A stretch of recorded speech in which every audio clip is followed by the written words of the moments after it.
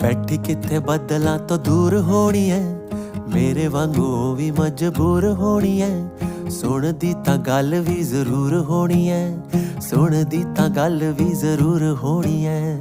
ਪਾਕ ਸੀ ਖੁੱਲਿਆਂ ਫਿਜ਼ਾਵਾਂ ਵਿੱਚ ਜੀ, ਕਾਸ਼ ਕਿਤੇ ਮਿਲ ਜਾਵੇ ਰਾਵਾਂ ਵਿੱਚ ਜੀ। ਰੱਬ ਸੀ ਉਹ ਮੇਰੀਆਂ ਨਿਗਾਹਾਂ ਵਿੱਚ ਜੀ, ਬਣੀ ਕਿਸੇ ਚੰਨ ਦੀ ਹੂਰ ਹੋਣੀ ਐ। ਬੈਠੀ ਕਿੱਥੇ ਬੱਦਲਾਂ ਤੋਂ ਦੂਰ ਹੋਣੀ ਐ, ਮੇਰੇ ਵਾਂਗੂ ਉਹ ਵੀ ਮਜਬੂਰ ਹੋਣੀ ਐ। ਸੁਣਦੀ ਤਾਂ ਗੱਲ ਵੀ ਜ਼ਰੂਰ ਹੋਣੀ ਐ, ਸੁਣਦੀ ਤਾਂ ਗੱਲ ਵੀ ਜ਼ਰੂਰ ਹੋਣੀ ਐ। ਪੱਥਰਾਂ ਦੇ ਵਿੱਚ ਜਿਵੇਂ ਫੁੱਲ ਉੱਗਦੇ, ਅੱਜ ਕੱਲ ਸਾਥ ਯਾਰਾਂ ਕਿੱਥੇ ਪੁੱਗਦੇ। ਆਪਾਂ ਵੀ ਤਾਂ ਰਾਹੀ ਇਸ ਕੱਲ ਯੁੱਗ ਦੇ, ਕੱਢਦੀ ਉਹ ਮੇਰਾ ਵੀ ਕਸੂਰ ਹੋਣੀ ਐ। ਦੇਖੀਆਂ ਨਾ ਮੁੜ ਕੇ ਦੁਆਵਾਂ ਦਿੱਤੀਆਂ, ਰੱਬ ਜਾਣੇ ਕਿੰਨਾ ਨੇ ਸਲਾਵਾਂ ਦਿੱਤੀਆਂ।